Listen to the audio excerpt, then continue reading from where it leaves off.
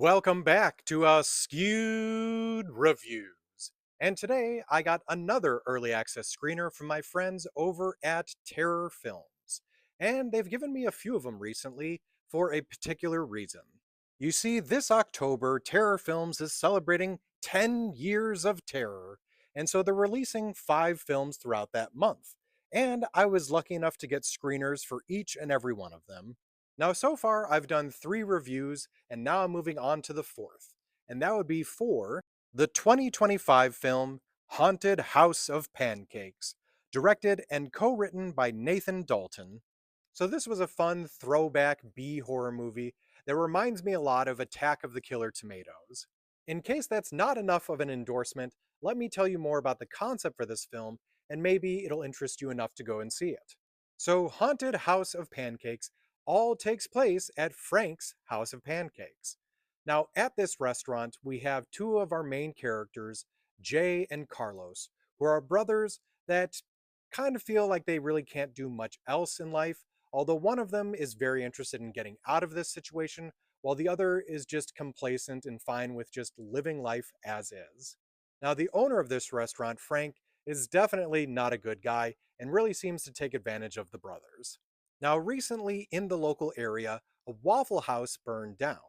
And because they don't really serve waffles here, Frank finds out that they're selling the exact same waffle maker at a very discounted price since it was in the fire but managed to survive.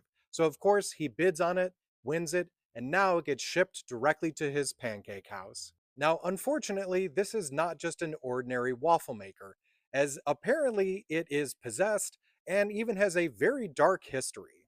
Now, once they plug in and start trying to use the waffle maker, it manages to possess and take over Carlos, who was the cook at the back of the house. Now, this evening at Frank's Pancake House was already potentially going to be a weird evening, as it is Halloween night.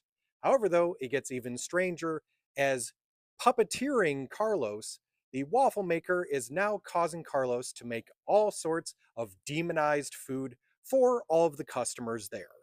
It begins to look like the only potential savior for this situation is Carlos's brother Jay, who works as the waiter at this restaurant. But Jay is not very confident and is not great at taking charge. However, though, Sarah, a girl from the local college who also happens to be Jay's crush, is there this evening. And if it means being able to save Sarah, maybe Jay will be able to step up and defeat these culinary creatures. So this is definitely a very ridiculous B horror movie, but it is fun and entertaining. I really enjoyed the practical effects used for a good majority of these food-based creatures. I wasn't as big of a fan of the weird waffle ball CGI creatures, but they were okay. If you're a fan of trauma films, I think this is one you'll probably end up enjoying as well. There are some very funny moments and some likable characters. So, at least for me on my scale, I'm going to give Haunted House of Pancakes a 3 out of 5.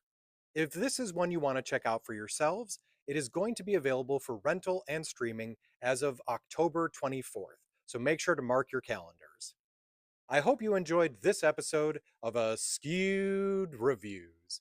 And once again, thank you to Terror Films for allowing me access to all of these movies. I can't wait to see what else you guys are putting out this year, next year, and going forward.